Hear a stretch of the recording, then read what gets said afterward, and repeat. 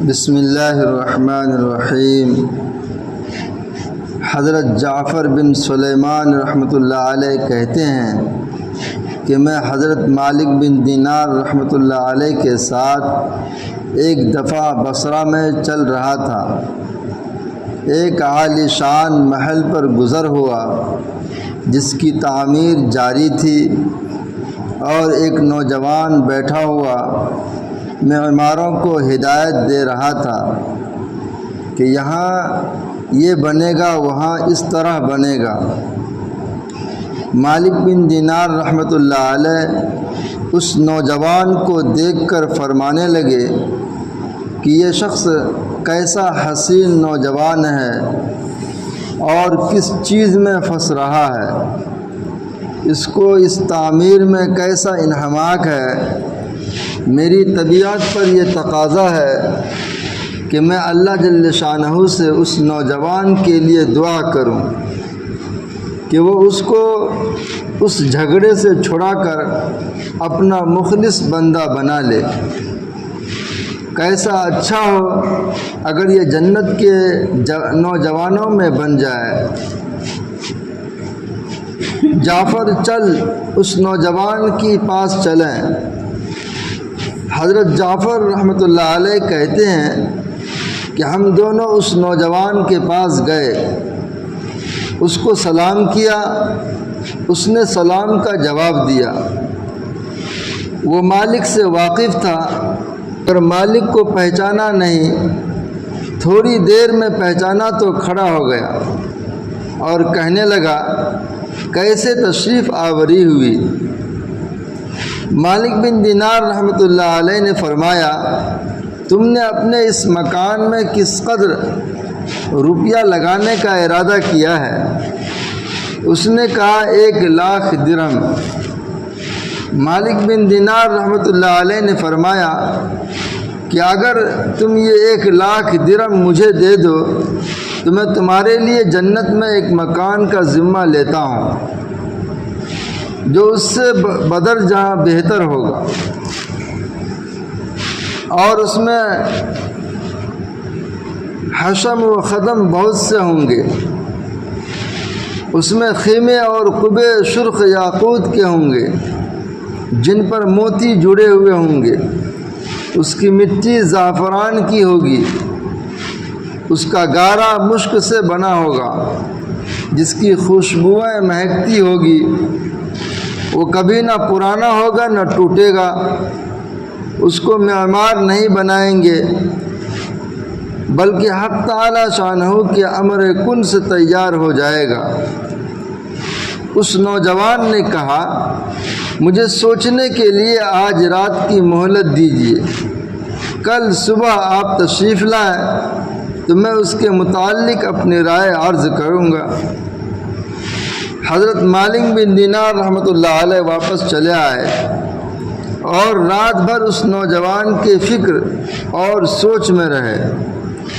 آخر شب میں اس کے لیے بہت عاجزی سے دعا کی۔ جب صبح ہوئی تو ہم دونوں اس کے مکان پر گئے۔ وہ نوجوان دروازہ سے باہر انتظار میں بیٹھا تھا، اور جب حضرت مالک بن دینار رحمۃ اللہ علیہ کو دیکھا تو بہت خوش ہوا۔ حضرت مالک بن دینار رحمۃ اللہ علیہ نے فرمایا، تمہاری کل کی بات میں کیا رائے رہی؟ اس نوجوان نے کہا کہ آپ اس چیز کو پورا کریں گے جس کا کل آپ نے وعدہ فرمایا تھا؟ حضرت مالک بن دینار رحمۃ اللہ علیہ نے فرمایا، ضرور۔ اس نے دراہم کے توڑے سامنے لا کر رکھ دیے اور دوات قلم لا کر رکھ دیا۔ حضرت مالک بن دینار رحمۃ اللہ علیہ نے ایک پرچہ پر لکھا جس میں بسم اللہ الرحمن الرحیم کے بعد لکھا، یہ اقرار نامہ ہے کہ مالک بن دینار رحمۃ اللہ علیہ نے فلاں شخص سے اس کا ذمہ لیا ہے کہ اس کے محل کے بدلہ میں حق تعالی شانہ کے یہاں اس کو ایسا محل جس کی صفت اوپر بیان کی گئی جو صفات اس مکان کی اوپر گزری وہ سب لکھنے کے بعد لکھا ملے گا، بلکہ اس سے بھی کہیں زیادہ عمدہ اور بہتر، جو عمدہ سایہ میں حق تعالی شانہ کے قریب ہوگا۔ یہ پرچہ لکھ کر اس کے حوالہ کر دیا اور 1,00,000 درہم اس سے لے کر چلے آئے۔ جعفر رحمۃ اللہ علیہ کہتے ہیں کہ شام کو حضرت مالک بن دینار رحمۃ اللہ علیہ کے پاس اس میں سے اتنا بھی باقی نہ تھا کہ ایک وقت کے کھانے ہی کا کام چل سکے۔